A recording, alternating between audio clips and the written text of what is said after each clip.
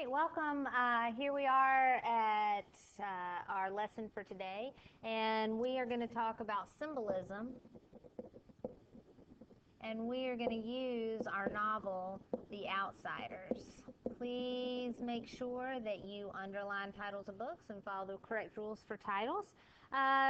We are going to fill in this graphic organizer and use it to start a conversation.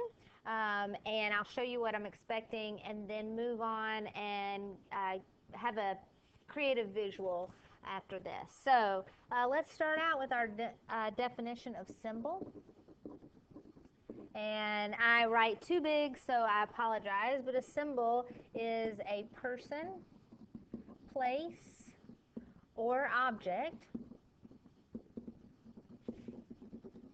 that stands for something beyond itself. Now, of course, you can stop this video at any time if you need to take a minute and write that down, but we'll need to know that symbol. And so a symbol is really two parts. We have the object. It could be a person or a place or an actual object that stands for something else.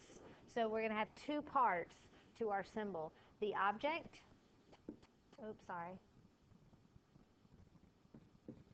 and what it represents or stands for or symbolizes, if you want to use your vocabulary. And so we'll start off with kind of our four people, and we have our four things. And in our story, we have the greasers. And then specifically, we have, we're just going to use Johnny. And you can add 2-bit here for this particular example. We also have the Socs, and we'll use Bob as our example here with our Socs. There needs to be some clarification here. I am still finding students who are confused. Bob is the Soc that at this point in our story that Johnny killed. So Bob is dead.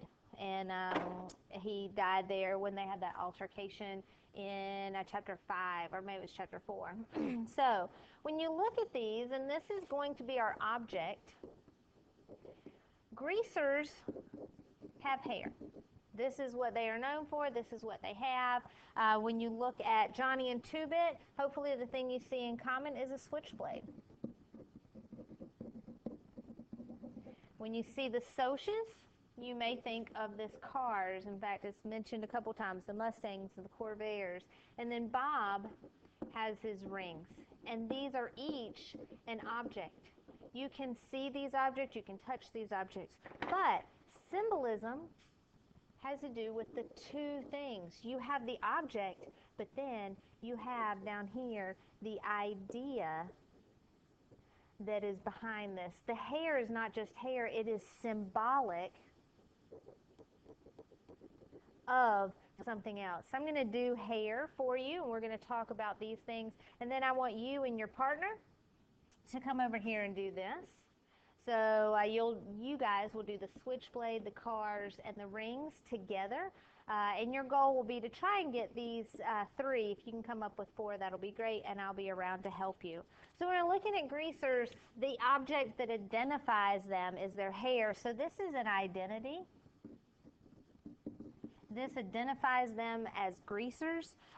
This tells the outside world that they are tough, meaning cool, or tough, T-O-U-G-H, which is rough, and that's on page 12 in your text. If you'll think back to a conversation that Ponyboy and Johnny had, this is all they can afford. So I'm going to put all they can afford. Johnny and Pony had a conversation about why does a judge make you cut your hair? They don't have anything else to take. Greasers don't have anything. And finally, something that you need to go back and think about the setting.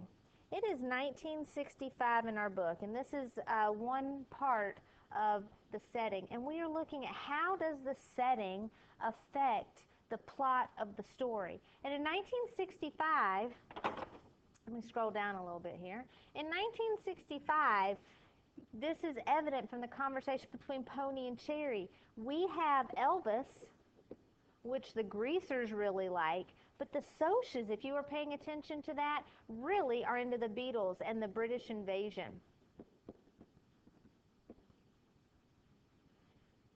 So you've got this 1965 where Elvis is on the way out and the Beatles are the future. This is what's coming in. If you'll listen, the Socs, sometimes in this book they'll mention the semi-Beatle haircut. That comes back here to this British invasion. And so the hair is Elvis hair, and this is against the style of the day. So this is not the style that's coming through. The British invasion, the semi-Beatle haircut is what's coming through. So the hair is the object. You can hold that in one hand.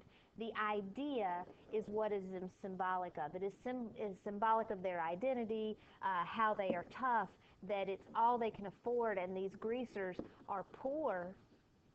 They're from the, they're the exact opposite of our Socs here, who are very, very wealthy. And this hair is not in the style. It symbolizes that they are going out of style. So what I would like for you and your partner to do is to come over here and take the same model that I've done here with the hair, and I want you to do it for the switchblade, the cars, and the rings. Now remember, I've already given you your objects, the things that can be touched. You are coming down here for the idea, or what is this symbolic of, or what does this symbolize? All right. The next thing after you finish this, I'll just give you a little heads up. If you go back to your direction sheet, I ask you to do something. You are looking at the part where it asks you to create something, and you and your partner are going to create create a visual is what you're going to do. And that visual, you can Snapchat this out, you can tweet this out, you can put this on your Instagram account, however you want to do it. And if you don't have that, I will be glad to do it. But you are going to create a visual. That visual can be personal.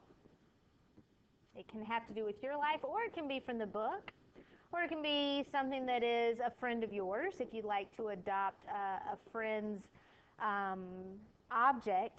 And you are going to draw a picture. So one that I've got is my visual would be that of a wedding ring. So I'm going to just draw a hand here, and this is, not great drawing. And I wear my wedding band. Most people do on, it's so actually the wrong hand, sorry. You usually wear it on your left hand, and here is this ring finger. This is the picture, this is the visual that I'm creating, but I also need to explain what it symbolizes. So you are going to